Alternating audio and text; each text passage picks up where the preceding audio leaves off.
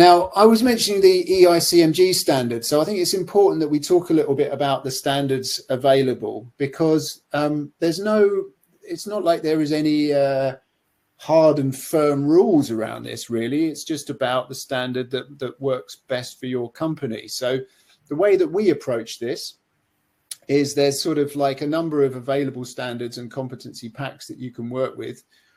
You could alternatively, and some customers don't take any of these. They have their own ones, as Nikolai mentioned, and they'll bring those in. But these ones here you're looking at on the side there, you've got things like Intertanko's EICMG standard, which is a good starting standard. It's around 72, I think it is 72, 73 different proficiencies that need to be kind of mastered in there. So quite manageable across, core kind of areas. Then you've got like the BCAV, the behavioral competency and verification. That's probably, we do a whole session on that in itself, but that's kind of looking at some of those softer skills and being able to evaluate things like leadership, communication, that kind of thing. And then you've got the SIGTO standards there, and I'll come back to those. But essentially, that's where the sort of LNG specialists have said, we've designed a whole set of competencies that we believe will kind of help you to manage the competency of people on gas carriers. And those are there. On the other side, you're seeing things that we've developed, often with customers as well, that address specific trades as well. So there is some overlap in here. And that's where there's that sort of consultancy element of working out what are the best ones that are going to work for you as a company. Gentlemen, any thoughts from you on this slide? What's important is to note that you can combine, you can have any number of competency system active for the same person. It's different folders if you dumb it down on the system level, where you can place requirements, and they can all be assigned to hit the right target group.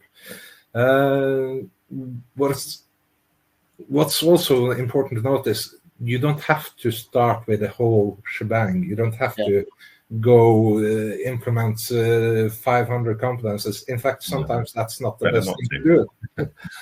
You can start out slowly. You can start out, you can select items from these elements. You could create your own complete system from the bottom up. It's a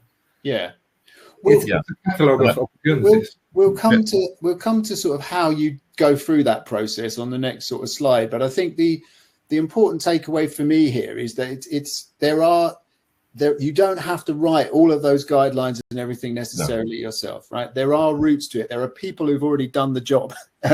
So if, for example, I was talking on stage at CrewConnect last week with one of our customers who's a LNG carrier, their tastemakers, the people that care, the charterers, etc., are behind the SIGTO standards. They are happy with those.